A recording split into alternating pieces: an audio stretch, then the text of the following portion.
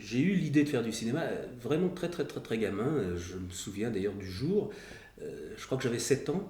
J'étais abonné à la revue de Mickey et avec la revue de Mickey, ce jour-là, le facteur avait déposé dans la boîte aux lettres un catalogue d'une boutique de photographie.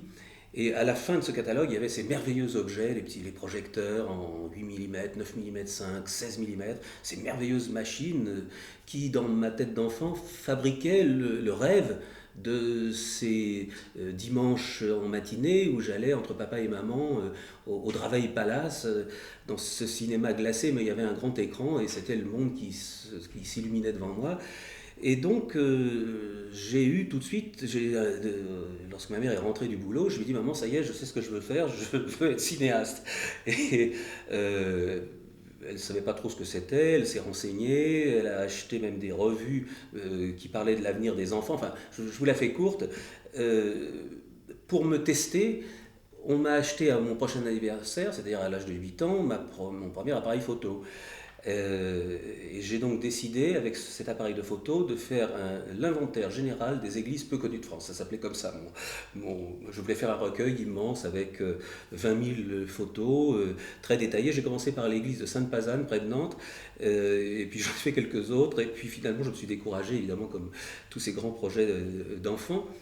Mais mes parents, voyant que j'étais très accro à ces photographies, m'ont acheté pour l'anniversaire qui a suivi un appareil 24-36, c'était une rétinette de chez Kodak, qui était un bon appareil, avec laquelle j'ai fait des dizaines de milliers de photos.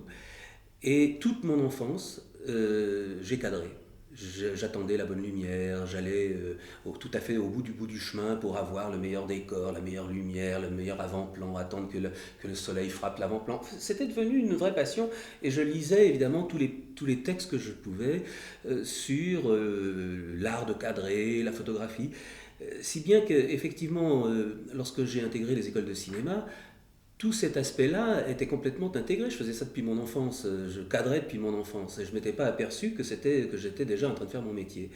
Alors après, évidemment, à l'âge de 11 ans, je me souviens, on m'a offert ma première caméra, c'est une petite caméra 8 mm de marque Kristen.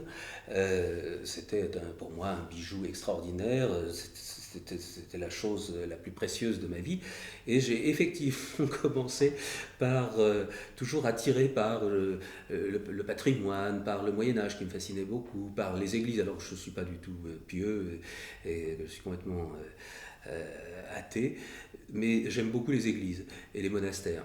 Et j'ai fait un premier documentaire sur les fresques de Saint-Savin, qui est une très très très très belle église dans le centre de la France, avec des magnifiques fresques. Et bon, ça a été la première fois où j'ai chargé une caméra. Et ben voilà, j'ai fait un documentaire de 2 minutes, très naïf, avec des panoramiques dans tous les sens. Je me suis aperçu qu'il ne fallait pas panoramiquer aussi vite. Et là encore une fois, depuis la classe de sixième jusqu'au moment où j'ai intégré l'école de cinéma, eh bien, j'ai fait tous les week-ends des petits films. Et effectivement, je m'aperçois à quel point cet exercice permanent m'a aidé, parce que quand je suis arrivé aux écoles de cinéma, tout ça a été intégré. En plus de ça, je lisais tout un tas de petites encyclopédies qui étaient publiées à l'époque sur le montage, l'éclairage, la sensitométrie, les filtres.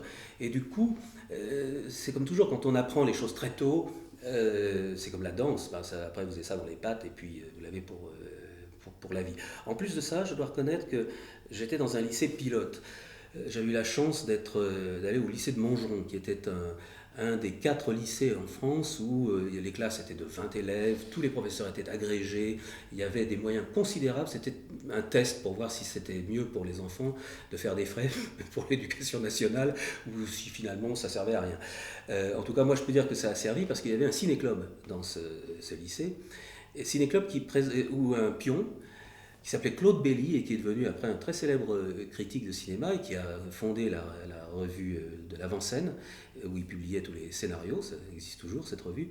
Ça a été mon prof de cinéma et il nous faisait une fois par semaine, il nous projetait un film Il avait évidemment un goût très sélectif, très éclectique.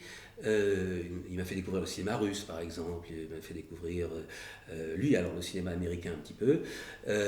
Et en tout cas, avec de magnifiques explications. Je me souviens, il avait fait un cycle Tati, il avait fait un cycle Truffaut. C'était formidable au lycée, pendant les heures de classe, de voir un excellent film et d'avoir un commentateur de grand talent qui m'a véritablement alors propulsé encore plus loin dans l'envie de faire ce métier.